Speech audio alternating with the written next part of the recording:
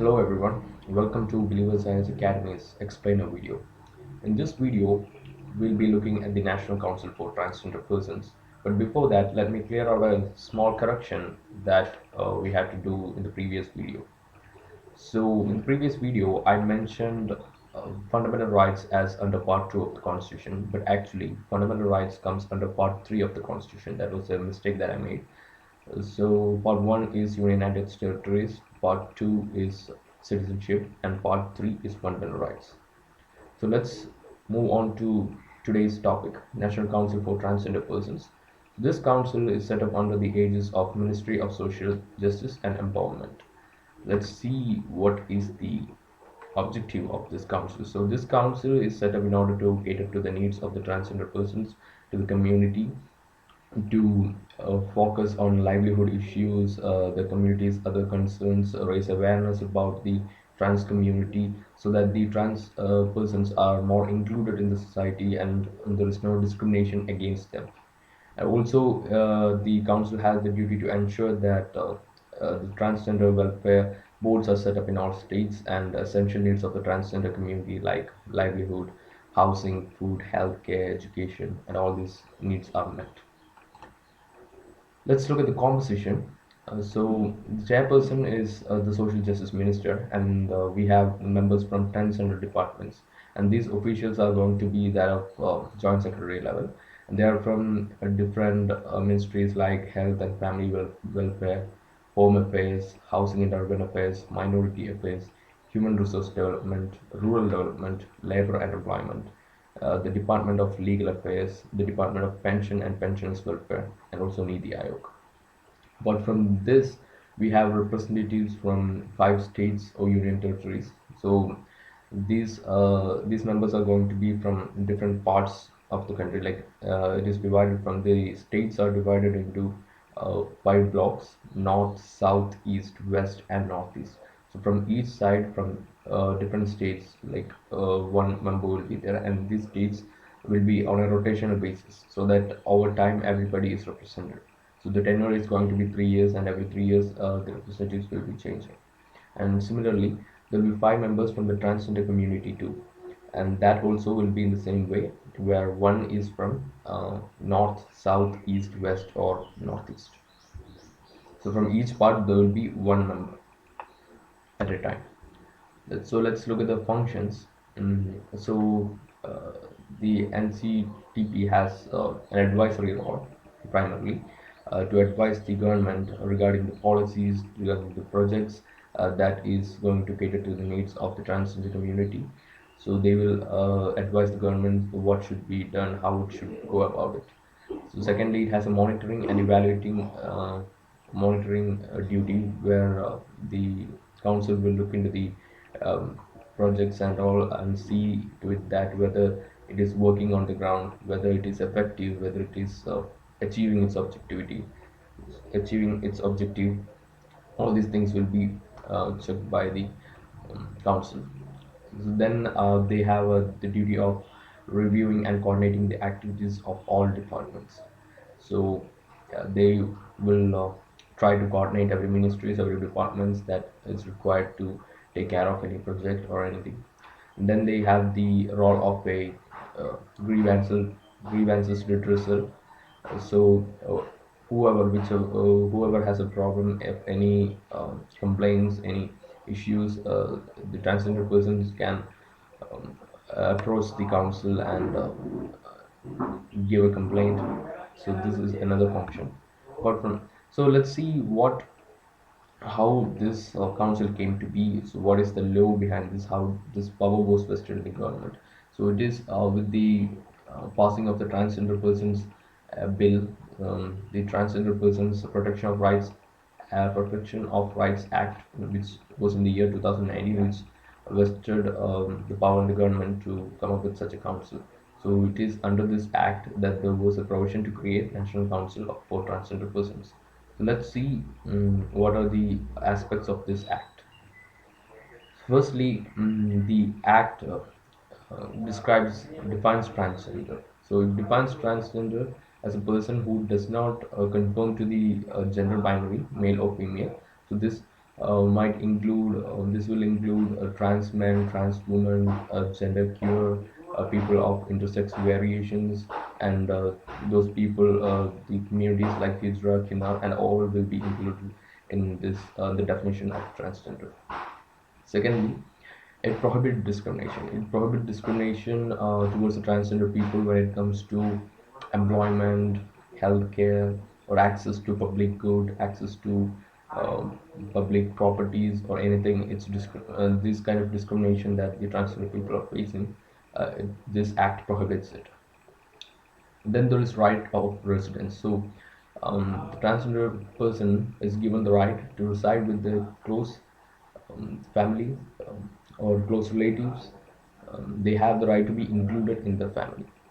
Then there is employment. So no government agency or any private employer shouldn't discriminate against transgender when it comes to hiring people, recruitment, or even when it comes to promotion.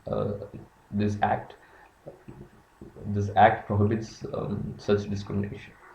And in education, the act actually says that the educational system should be more inclusive of the transgender person, and there shouldn't be any kind of discrimination when it comes to the educational sector. Then about healthcare. So the healthcare is also given the instruction under this act to be more inclusive of the transgender person, that there should be sex reassignment facilities. There should be STD, HIV testing, proper HIV testing, and such sort of things is mentioned in this act. Then there is certificate of identity for a transgender person. So this is very important. And so under this act, a transgender person can apply to the district magistrate for a certificate of identity, in which it will be given, the gender will be described as a transgender, and they can use this, and after surgery, this can be changed. Then it talks about offenses and penalties. It makes the kind of offenses, the kind of discrimination, assault, and all these things as offenses, and they have made it punishable too. And in the last part of this, we have a National Council for Transgender Persons. It is with this provision that the government has formed this council. So let's look at the timeline. The government had set up an expert committee to study the problems of transgenders and recommend a solution back in 2013.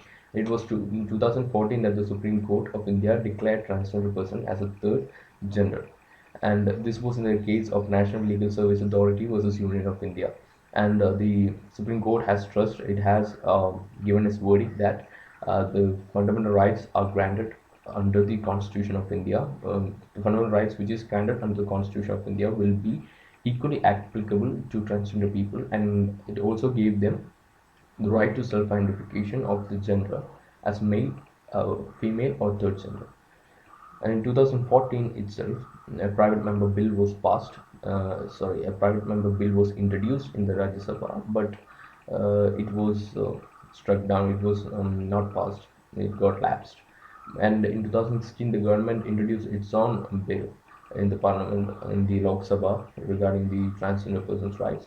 And in 2019, this bill was passed and became an act. And it was in 2020, that this year, that this council was formed. So let's look at the kind of criticism that this bill has faced, this act has faced when it was in the parliament.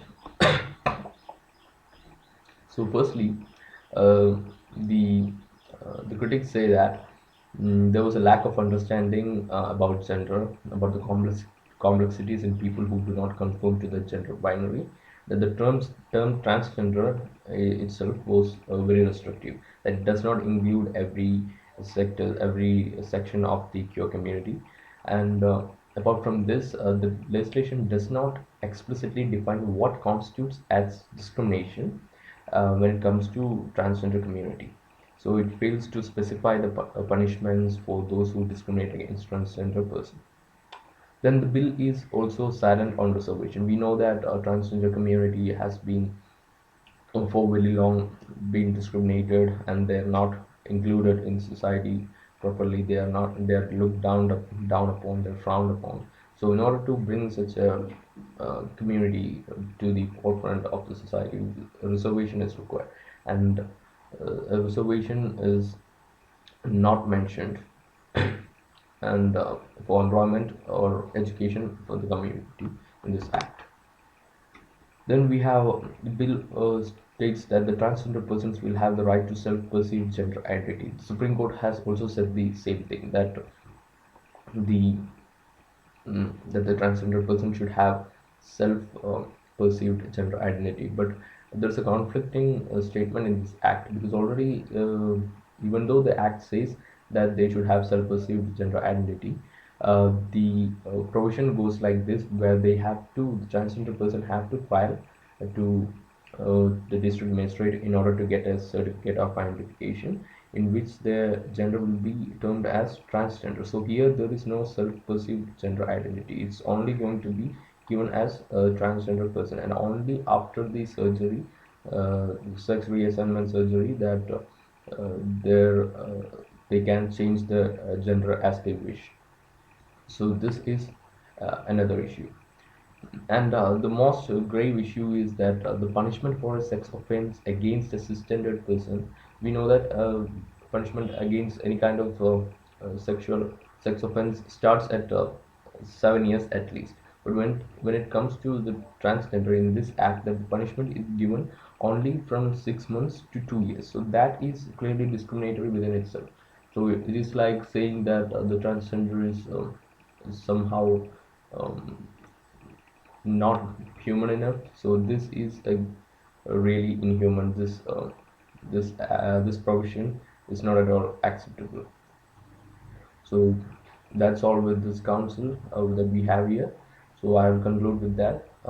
Do subscribe to our YouTube channel and also follow us on Instagram at Believers IAS. You will be receiving a lot of infographics, current affairs, and other UPSC updates. Thank you.